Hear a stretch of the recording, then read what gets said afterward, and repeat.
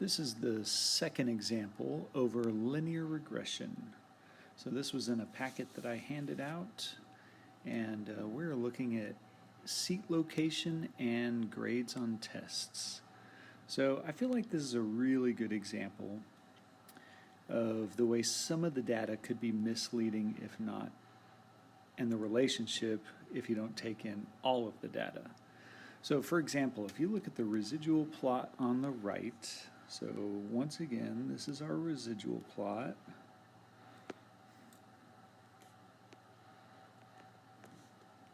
And you know that by looking at the y-axis there that's labeled. The residual plot shows no pattern at all. That's great. That means a linear model is appropriate because I see just random scatter everywhere.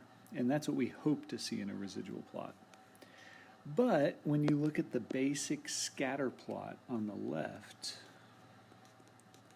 I almost see the same pattern. You know, we have a line going down, but that's the best fit line. And remember, when we have data, we're going to plug data into a formula, and it's going to give us a slope. It's going to give us a y-intercept. So regardless of if it's a strong linear relationship or a weak linear relationship, we're always going to have a slope. So just because there's a line going through it doesn't really mean anything. So if you can just ignore that line, scan it left to right. Is the row that students are sitting on helping or hurting? Is there a linear relationship with their score? So the line has a negative trend, so if they sit further from the front, say row 7, maybe they're more likely to make a lower score, but it looks really weak to me. All right, we'll talk about that in the last part of this problem. I'm going to scroll down to the questions. We're going to use that data output to answer. So maybe hit pause and try and answer these on your own. I have yet to make a video where I'm doing D or E on this problem, but all the others you should be able to do. So give it a shot. All right, we are going to write the equation defining variables, and our score variable is the y. So I'm going to write score hat equals, and remember this is our slope row right here.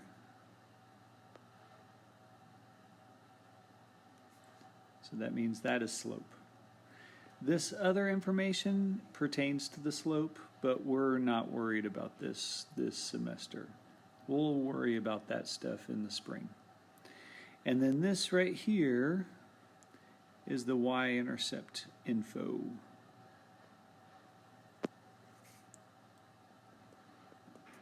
So that means the 85 is the y-intercept. All right, here we go.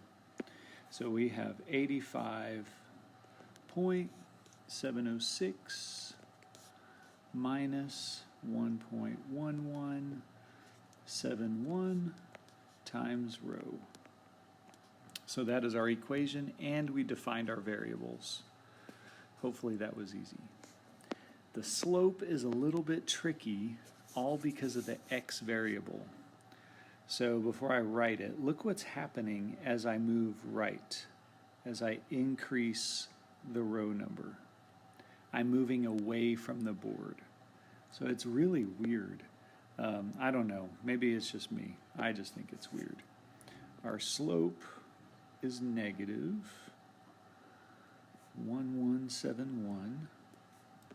So I like to lead with the phrase on average, and then as row number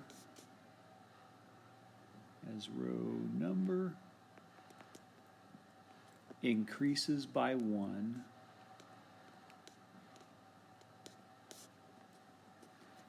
I said that a lot better than I did in third period today.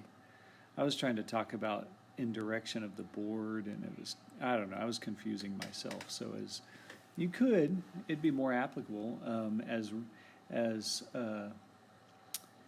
you move one row further away from the front, one at a time, there is a decrease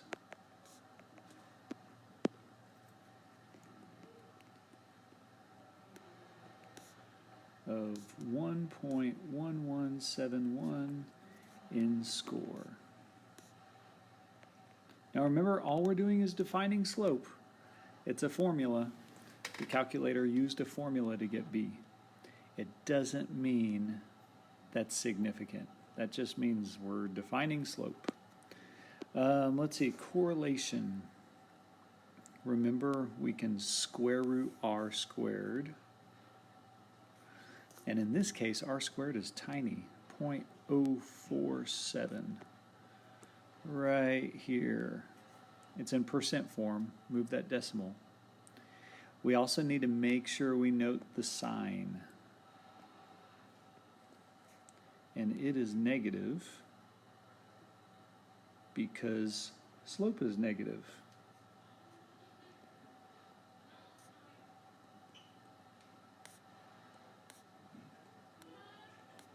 Hopefully that makes sense. So type that into your calculator. I think we get a pretty weak correlation. And I forgot to grab my calculator. Let me type it in. I got 2168. So we can say row and score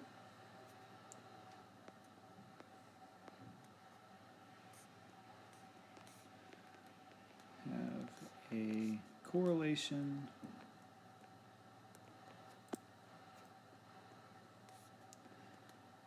that is a weak negative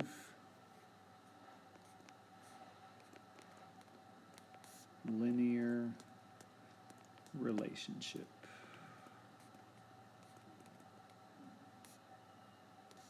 It's pretty close to 0. I expected it to be even closer, but I'd still say that's weak. S, that is the standard deviation of the residuals right there.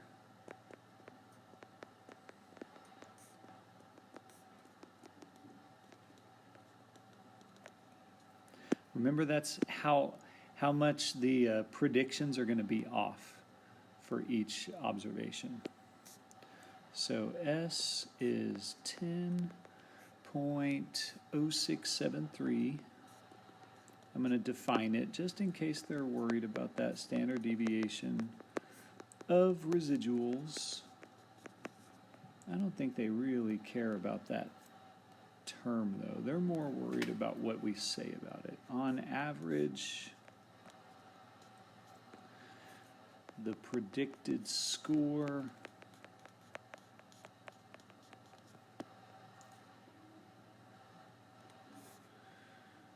will be off by within 10.0673 points. So if I predict a 90, that means that prediction could be off. It could be more like an 80 or 100.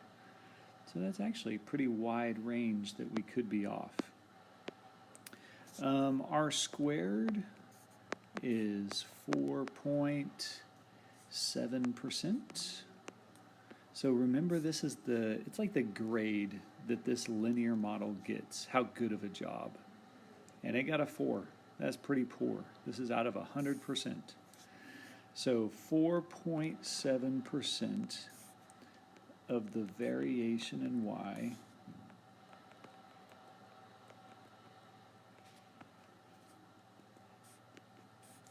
oh, I shouldn't say y, sorry, variation in score is explained by a linear relationship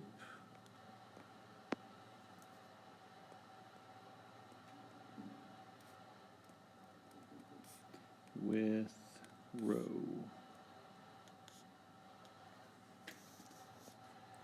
So please work on memorizing that. I'm going to be really going over that or repeatedly going over that on Tuesday and Wednesday next week. And lastly, is align appropriate. They're kind of referring to the scatter plot and the residual plot in that question. And you could also include R in there.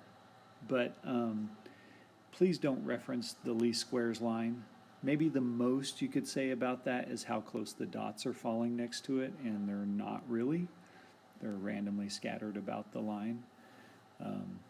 So I'm going to say no. The scatter, well, let's actually lead with the residual plot because that's the confusing thing. While the residual plot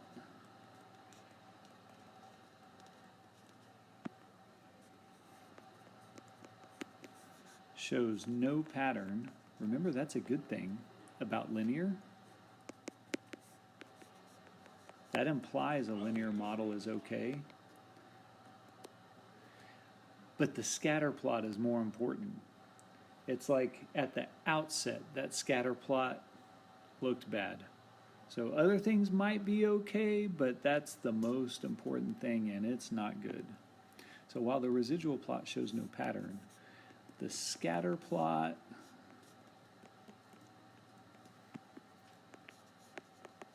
and R agreed with the scatter plot,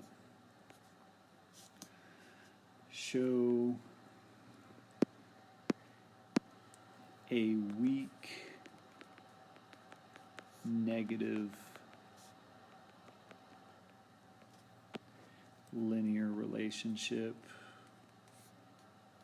And make sure you throw some context in there between row and score. All right, I hope that problem made sense. This is a good example of how some of the information looks great, but the most important thing, the scatter plot, does not. So it's like those two things, scatter plot and R, that outweighed the residual plot in this case. The residual plot is interesting because it can be, the residual plot, if it has pattern, is a quick no to the answer of is align appropriate. If there's a pattern, that's a quick no. But if there's no pattern, it just doesn't prove it wrong. So, tricky stuff. See you in class.